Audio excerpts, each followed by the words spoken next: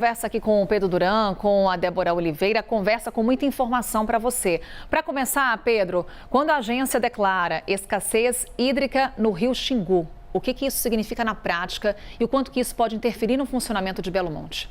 Isso significa que as usinas estão operando com uma capacidade muito mais reduzida daquelas que elas costumam operar no período de maior cheia dos rios, que é geralmente entre dezembro e maio. Só que esse alerta que foi ligado por parte da Agência Nacional de Águas, ele impacta diretamente no abastecimento de energia das pessoas que vivem nessa região. Então, você pega, por exemplo, o caso de Belo Monte, numa situação onde você tem a capacidade total com as 18 turbinas da usina funcionando, a energia produzida alimenta 60 milhões de pessoas. E numa situação como essa que a gente vive hoje, uma capacidade muito mais reduzida. Isso já é normal. Todos os anos há uma diferença entre a energia produzida quando os rios estão cheios e a energia produzida quando os rios estão em baixa.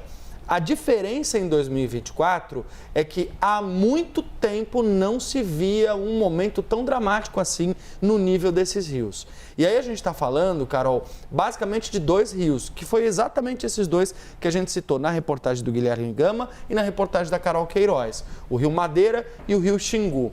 Esses dois rios têm 3 usinas funcionando. Tem a usina de Belo Monte, que é no Rio Xingu, e tem as usinas de Santo Antônio e de Jirau, que funcionam no Rio Madeira.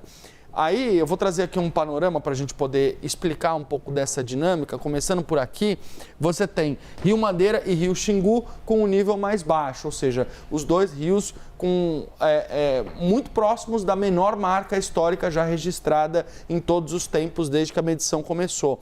No Rio Xingu, por exemplo, eles falam que o nível do rio hoje pode superar o nível alcançado na década de 30, de tão baixo que o rio está. Monitoramento 24 horas no funcionamento dessas usinas hidrelétricas para garantir que você tenha um acompanhamento constante de qual é o nível de água que elas têm para poder funcionar, porque podem ter que desligar.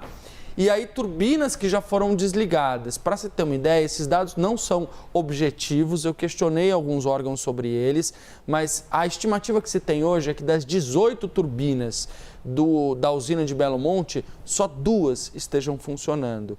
A gente está falando, cada turbina é o equivalente a uma Angra 1, por exemplo, em termos de geração de energia. Então, eles estão trabalhando lá com uma capacidade de 100 metros cúbicos por segundo no reservatório intermediário. Belo Monte, diferente de outras usinas, é uma usina de fio d'água, ou seja, ela opera não com uma grande piscina de água, mas com a força do curso do rio, a água corrente. E justamente por isso, quando você tem uma diminuição do nível do rio, isso impacta diretamente. No caso das usinas de Santo Antônio e Jirau, elas têm juntas cerca de 50 turbinas. Em cada uma delas estão operando neste momento cerca de 6 turbinas.